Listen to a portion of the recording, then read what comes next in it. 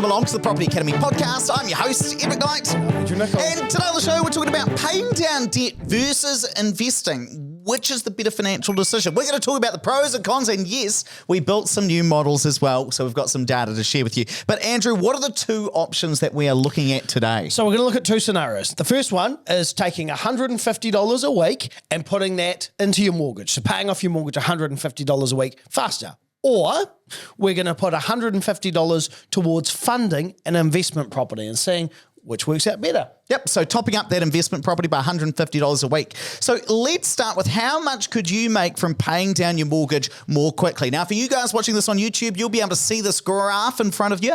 And for you guys listening on the podcast, I'm going to describe it to you. So this blue line here, where you can see a standard 30-year mortgage. And here, I'm assuming that it's a $600K mortgage. You're going to pay it off over 30 years, and I'm using a 4.5% interest rate. So that's you paying it off. Now, this other line here, that shows you if you are paying it down $150 a week more quickly. And the difference here represents the extra amount that you would be paying off. So, for example, in year 15, after putting that extra $150 a week into that property, you would have paid off an extra $165,000 compared to if you just did the minimum repayments. So $165K is what you get over a 15-year period if you're putting that extra money against your mortgage. And on top of that, you would have saved in that time, it's quite an astonishing amount, almost $50K worth of interest, $49K to be exact, and you'd also be on track to paying off that mortgage 9 years more quickly. So even small amounts per week extra start to add up over the long term. Especially if you're looking at a 30-year mortgage like this. Yeah, I mean, if it was a 10-year mortgage, for instance, and you'd had this for a while, obviously you're not going to save as much time, but it will still have a significant difference. Now, Andrew, let's transition across and talk about the return from property. Okay, so in this example, we've taken a $620,000 new build, so that'd be a 2-bedroom townhouse in Christchurch. Average top up, we've set $150, so the same amount of dollars per week, towards funding that investment. So what we're saying there is that the rent isn't going to be enough to cover all the costs. There's a $150 a week top up. And for a 15-year period, which is probably a lot longer than investors would normally top it up, but it'd be about 9 years usually. But we want to show apples with apples. We're working on a basis that we get capital growth of 5% a year, which is pretty good 15-year average. And in 15 years, that property has gone up in value $669,000. So there's $669,000 worth of equity in that property in 15 years. If we compare both the scenarios side by side, for every dollar that you get in savings for paying down your debt, you actually get $4 worth of return for investing in property. Based on this modelling. So it's a significantly higher return, about 4 times. Now, some people might say, well, what if we don't get 5% capital growth? And we're going to talk about the pros and cons. There are pros and cons that I want you to be aware of.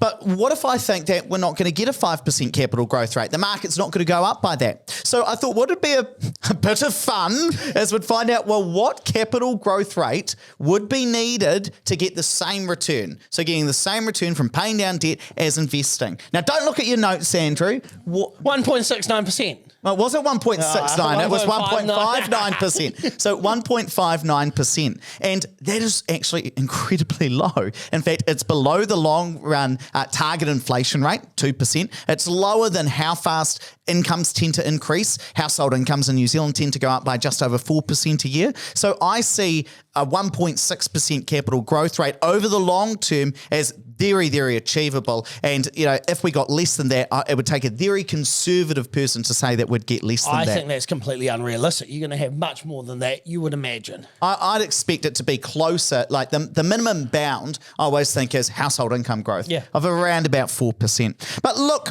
that doesn't mean that paying down your debt is a bad thing to do, right?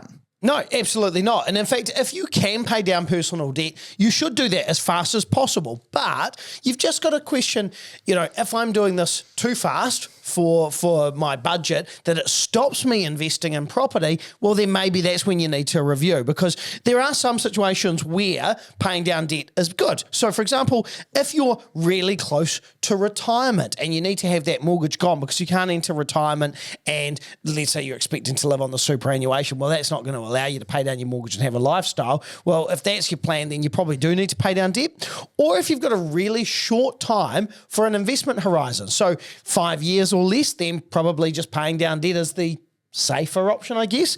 And if you're not ready to buy an investment property right now, if you're not in a position where you can borrow the money, or you're just not comfortable investing right now, well, then pay down debt. That's a great alternative. And actually, in that scenario, paying down debt can actually get you in the position where you can invest. So, for instance, if equity or servicing is what's holding you back, then getting rid of some of that personal debt will put you in the position potentially to be able to invest. But similarly, who would investing tend to be the right fit for, usually, from your experience? Look, if you've got the cash flow to fund an investment and you've got the lending ability and you're somewhere between 30 years old and 55, say, or maybe a little bit older than that, and you're really wanting to build your wealth for the long term, absolute go with investing. Well, let's talk about the pros and cons as well, because this is where we could really point out the differences. So I'll go first. I'm going to talk about paying down debt. Well, what's the pro of that? You've got a really certain return. If you pay $150 off your mortgage, then you have just decreased your debt by $150. Really certain return. It's not, you don't have to wonder what the capital growth is going to be and spend time debating what capital growth rate to use in your modelling. So really certain return there.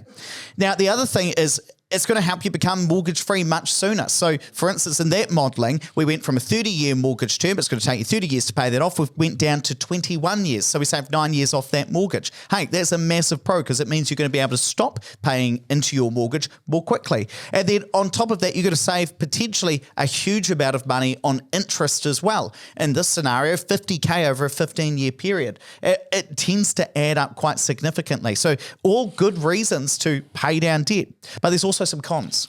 So, no, I'm the cons. oh, sorry. Yeah, yeah. But there are also, some cons. First of all, you get a lower return. Based on this modelling, about 25% of the return is if you were investing in property. And this is the other real con. You see, if you're just paying down your mortgage and decide not to invest, then all of your equity is held within your family home. And the thing is that when you eventually want to earn a passive income or retire or something along those lines, you can't eat your house. You love that. You love to steal my lines, don't you? You also can't sell half your house. So the trouble is, if you've got all of your equity in one house, it makes it really difficult when you want to be able to realise that equity to do something with. So that's a massive con if you're just paying down your mortgage. But let's talk about the pros and cons now of investing. So pro for investing, you get higher returns. So as we showed before, you're getting $4 for every $1 if you're investing in property based on that modelling that we used. Also, you're actually getting an asset. So Ed says your house is an asset. I don't consider it an asset. There's no income that comes in from it. So on that basis, you're actually getting an asset, an income generating asset. So it's something other than your house. I guess the con when it comes to investing, well, you're using that cash for cash flow rather than buying an asset. You've already bought the asset, usually with the bank's money, but you're not using that cash for more assets. You're using that to contribute towards the cash flow. I don't see it as a major con, but it's a con. Well, I think it is, because if you think about it, this comes to the kind of more uncertainty around it. I mean, I'm not saying that it's massively risky, but there's certainly more risk than just paying down your debt, which is the most conservative approach. But even if we compare it to shares, if you put $150 a week into shares, then you are buying an extra $150 worth of assets every single week. Sure. In this instance, you're not buying an extra asset. You've used the bank's money in order to buy that asset, and now you're funding the cash flow. It's quite different. Okay, all right. I'll let that one slide. So let me ask you this, Andrew. Should I pay off my mortgage before investing in property? This is actually quite a common one we get. Look, a lot of people actually think that you do need to have your mortgage paid off. It's really interesting, particularly some of the older investors that I work with. They've had that mentality that you have to have your mortgage paid off before you go and invest in property. I don't think that's the right approach. In fact, I think usually if you've paid off your mortgage, you've probably left it a little bit too late for a lot of people, because they carry a mortgage right up until really close to retirement. The sooner you start, the better. And I definitely think that people are right to say, well, I don't want to take on too much debt. Isn't having more debt risky? And I certainly think it can be, especially when you're a lot older. You see, when you're my age, I suppose, Andrew. Collective age. Having it's probably about 50. No, in my dreams. When you're young, having a lot of debt is not as risky as if you're older and have a lot of debt. And so I think that if you're waiting to build your investment assets until you're, say, 55, for example, even though, of course, that's not old, I see that as more of a risk because you're going to take on significant debt when you've maybe got 10 years of working life. Whereas somebody like me, I expect to work for the next, I was going to say 30, but I actually mean 50 years. Yeah, I expect 50 at least. 50 at least years. I see taking on a lot of debt as not very risky at all because inflation is gradually going to bring that down. As long as I can afford those repayments, we're going to be okay. Now, actually, I asked Ed whether or not he could make a calculator so you at home yourself can work out what's best for you or what the difference actually looks like. And he said yes, so now I've got it on camera. Okay, so now that you've stitched me up into this, Andrew, what I'll do is I'll build a little calculator so you can pop in your own assumptions, your own mortgage, and you can see how the returns would compare if you were putting extra money into your own mortgage as opposed to property. And for those people using the Opus return on investment calculator, they can take the $134 for 9 years, say, and then they can put that into this calculator and see side by side. We'll do it exactly. You know, I don't like saying no to you. So look, well, not when it's recorded. I'll build you something before this is released and you'll all enjoy it. Now, if you want to play around with that calculator, which I now have to build, tap or swipe over the cover art if you're listening to the podcast. There's going to be a link in there as long as producer David reminds me. Have fun. It's going to be a ball of a time. For all of you guys watching on YouTube, hey, we'll put the link down in the descriptions. Let's wrap it up there, but please don't forget to rate, review, and subscribe to the Property Academy podcast. Really does help us get that message out to more people.